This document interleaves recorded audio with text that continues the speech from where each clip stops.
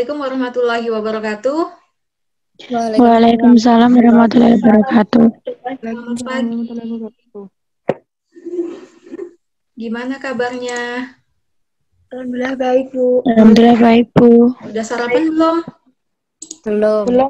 Belum. Oke, nanti habis pemaparan materi, sarapan dulu baru mengerjakan tugas ya. Iya, Bu. Dari 10 keperawatan 1 sudah ada? Sepuluh keperawatan 1 ada nggak?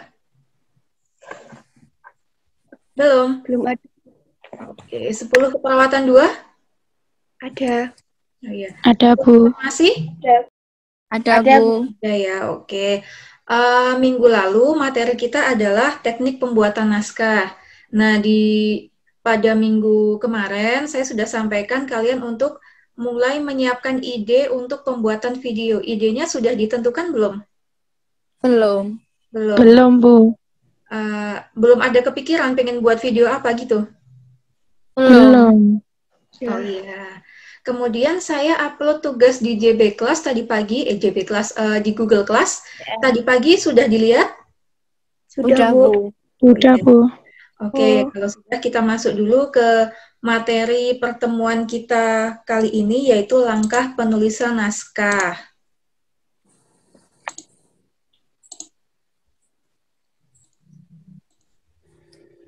Ini materi kita pada pagi hari ini, hari Jumat. Materi kita mengenai langkah penulisan naskah. Jadi, langkah penulisan naskah itu ada 4. Yang pertama adalah penemuan ide atau gagasan. Kemudian yang kedua, menulis sinopsis. Yang ketiga, menulis treatment. Yang keempat adalah menulis skenario. Nah, untuk menulis ide atau penemuan ide ini program film atau video, baik program yang instruksional yang diminta oleh orang atau maupun non-instruksional, itu selalu diawali dengan ide atau gagasan. Munculnya ide, itu ada 2. Yang pertama adalah kebutuhan yang perlu dipecahkan. Misalnya, dibutuhkan video mengenai atau film mengenai etika. Misalnya, gini, di lingkungan sekitar kita terdapat permasalahan mengenai etika, maka dibuatlah film atau video mengenai etika. Kemudian dibutuhkan di sekitar kita ada permasalahan dalam pembuatan atau kekurangan hand sanitizer, kemudian kita membuat video atau film tentang pembuatan hand sanitizer. Atau yang seperti sekarang ini kita berada di musim COVID, atau di dalam pandemi COVID-19, dibutuhkan langkah-langkah yang perlu dilakukan atau sosialisasi tentang pencegahan COVID. Kemudian dibuat video atau film mengenai COVID-19. Nah, kemudian yang kedua, penyebab munculnya gagasan yang kedua adalah pesanan atau instruksi dari pihak tertentu. Jadi ide itu bukan muncul dari kita, bukan kita yang mengamati permasalahan kemudian muncul ide atau gagasan, tetapi orang lain yang meminta kepada kita untuk membuat video mengenai kesehatan, video mengenai langkah-langkah cuci tangan, dan sebagainya. Itu penyebab munculnya gagasan dari instruksi atau pesanan dari pihak tertentu. Jadi, di sini dapat dibedakan ya, mana penyebab munculnya gagasan yang dari kita mengamati sekitar, kemudian muncul ide atau gagasan, dan mana yang merupakan pesanan atau instruksi untuk membuat video dengan tema tertentu. Kemudian setelah ide tersebut muncul, biasanya atau idealnya dilakukan riset.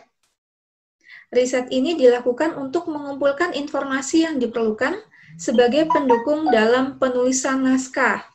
Riset ini dapat dilakukan dengan wawancara, konsultasi dengan pakar, studi literatur, observasi, dan ataupun pengalamatan langsung. Nah, kemudian setelah ide ditetapkan dan riset dilakukan, dibuatlah identifikasi program yang meliputi misalnya pokok bahasan atau judul dari video kita apa, sasaran atau audiensnya siapa. Jadi ketika membuat video kita menentukan nih, sasarannya siapa, kira-kira kita membuat video ini untuk siapa, kemudian durasinya berapa menit, penulis naskahnya siapa, pemain yang ada di dalam video atau film itu siapa, lokasi pengambilan gambarnya siapa, dan properti yang dibutuhkan apa saja, atau alat-alat yang dibutuhkan apa saja. Itu dalam penemuan ide. Kemudian kita masuk ke menulis sinopsis. Nah, sinopsis ini merupakan ringkasan dari keseluruhan isi program. Jadi, ringkasan dari film atau video yang akan kita buat. Itu apa? Menceritakan tentang apa? Nah, sinopsis ini ditulis dalam bentuk uraian dan bukan merupakan dialog. Jadi, kita ceritakan video ini atau film ini menceritakan tentang apa, dari garis besarnya apa, itu dituliskan dalam sinopsis. Nah, sinopsis ini harus menggambarkan alur penyajian dari awal cerita sampai kesimpulan atau sampai akhir cerita. Kemudian, langkah yang ketiga adalah menulis treatment.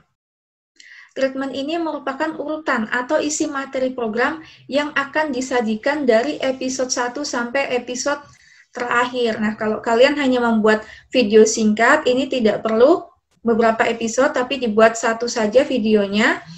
Kemudian bahasa yang dipakai dalam treatment ini merupakan bahasa visual atau bahasa yang dapat dimengerti. Nah, kenapa bahasa di sini merupakan bahasa yang visual?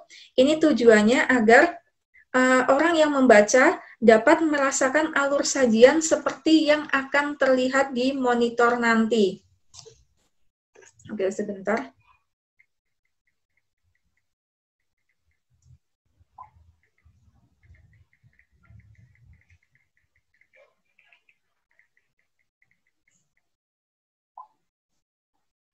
Oke, kemudian menulis treatment sudah, kita masuk ke langkah yang keempat, yaitu menulis skenario.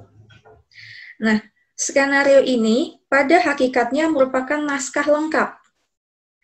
Naskah lengkap yang meliputi syuting script, storyboard, script breakdown, dan syuting schedule. Nah, syuting script merupakan naskah video atau film yang dituliskan uraian lengkap setiap adegan, babak, jenis musik yang akan digunakan, efek suara, kemudian hubungan antara gambar dan suara, sudut pengambilan kamera, jenis shootnya apa, kemudian lokasi atau ruang pengambilannya di mana, properti atau alat yang dibutuhkan apa saja, sumber visual, dan pemain. Secara garis besar, format penulisan syuting script ini terdiri dari 2 kolom, yaitu kolom sebelah kiri, itu isinya visual, dan kolom sebelah kanan yang isinya mengenai audio atau sound yang akan digunakan. Kolom sebelah kiri ini dimaksudkan untuk menuangkan ide berupa visual atau gambar, seperti sumber visual, pemain, sudut pengambilan kamera, lokasi, dan properti. Kemudian untuk kolom sebelah kanan itu untuk menuangkan ide yang berupa suara, seperti musik, efek suara, dan narasi, ataupun dialog yang akan dimasukkan. Kemudian, skenario yang kedua adalah storyboard, yaitu deretan gambar atau sketsa dari syuting script untuk menuliskan adegan-adegan utama dari cerita film atau video yang akan diproduksi. Jadi pada storyboard ini, yang digambarkan atau yang kita gambar atau yang kita sketsakan itu hanya adegan-adegan utama dari cerita film atau video yang akan kita buat. Sebentar ya.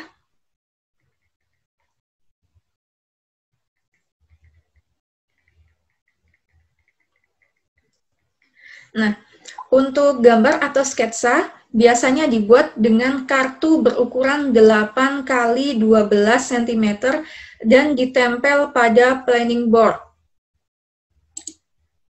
Tujuan dari pembuatan storyboard adalah untuk melihat kontinuitas alur cerita itu sudah baik atau belum, sudah sesuai dengan alur cerita atau belum, dan ketepatan momen pengambilan gambar. Jadi ketika kita akan mengambil gambar, momennya itu sudah sesuai dengan apa yang kita bayangkan atau belum. Itu untuk storyboard. Kemudian, menulis skenario yang selanjutnya adalah script breakdown, yaitu bagian dari syuting script dengan setiap adegan dikelompokkan berdasarkan lokasi, kostum, pemain atau aktor, dan properti. Kemudian skenario yang keempat yaitu shooting schedule atau jadwal syuting. Ini berisi pengaturan waktu syuting atau pengambilan gambar dari masing-masing adegan. Nah, itu tadi untuk langkah-langkah penulisan naskah yang harus kalian kerjakan. Jadi contoh naskahnya itu sudah saya contoh naskahnya itu sudah saya taruh di Google Class. Bisa kalian lihat. Untuk pemaparan materinya sampai di sini. Jika ada yang ingin ditanyakan, silahkan boleh ditanyakan. Barangkali ada yang belum jelas atau ada tugas yang akan ditanyakan, silahkan. Bu. Ya.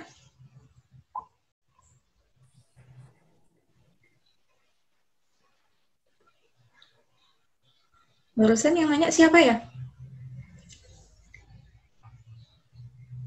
Mbak Erwanda, gimana Mbak? Atau Mbak Iza? Florentina, Bu. Florentina, gimana Mbak Florentina? Itu kita buat video, Bu. Akhirnya kan, Bu, buat video. Itu durasinya berapa, Bu? Gimana? Maaf, suaranya kurang terdengar. Gimana Mbak? Durasi minimalnya berapa, Bu, untuk buat video? 1 menit. Jadi, Baik, Bu. iya, minimalnya 1 menit, maksimalnya 30 menit. Kemudian, saya bebaskan untuk temanya. Jadi, untuk tugas kali ini pembuatan naskah dulu. Jadi, boleh kalian pikirkan dulu idenya apa. Yang lain yang baru masuk, mungkin ada yang ingin ditanyakan? Bu, temanya untuk menulis naskah bebas kan, Bu? Temanya bebas, Mbak. Tapi belum ada gambaran, Bu. Belum ada gambaran. Oke, jadi kalian saya harus masukkan mungkin bisa langkah-langkah pembuatan. Kalau kalian farmasi biasanya kalian sudah diajarin untuk membuat apa aja, Mbak?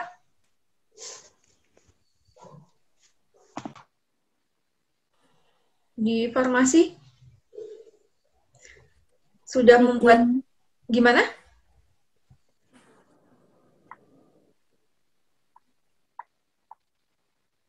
Bikin jamu tradisional itu gimana gitu kan, atau bikin hand sanitizer atau hand rub. Kalian boleh menggunakan video-video tersebut atau membuat video dengan tema tersebut.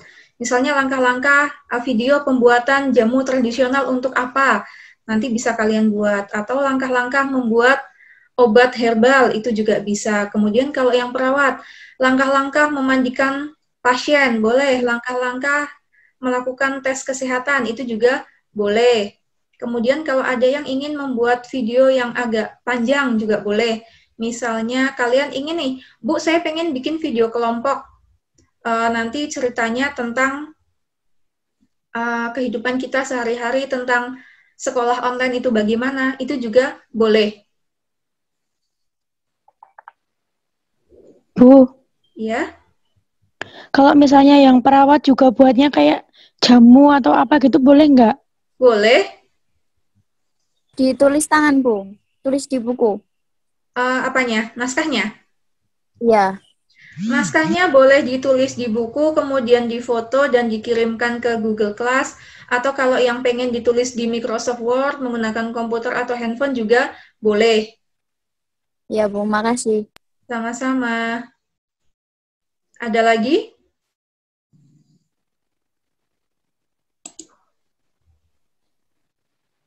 Ini dari 10 keperawatan 1 sudah masuk belum ya?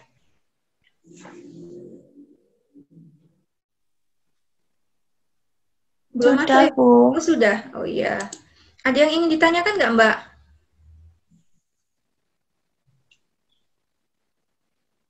Untuk materinya sudah jelas? Sudah, Bu. Oh Sudah, iya. Bu. Tugasnya sudah? Ada yang ingin ditanyakan mungkin mengenai tugasnya? Tidak, Bu. Oh iya. Jadi untuk yang baru masuk, untuk tugas sudah saya upload di Google Class. Contohnya juga sudah ada, nanti silakan dibuka dan dikerjakan. Oke, kalau tidak ada lagi yang ingin ditanyakan, atau belum ada lagi yang ingin ditanyakan, untuk pertemuan kita melalui Zoom meeting ini, saya akhiri ya. Ya, Bu. Iya, Nanti Bu. jika ada yang ingin ditanyakan, boleh WA saya ya. Ya, Bu. Baik, Bu. Oke, sebelum kita tutup, silakan kameranya dinyalakan dulu, saya ambil gambarnya dulu.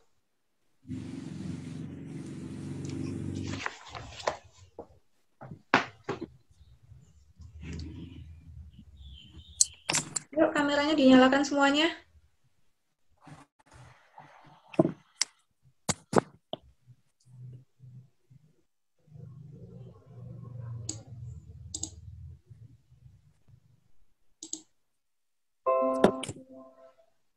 Yang slide 2, sebentar ya.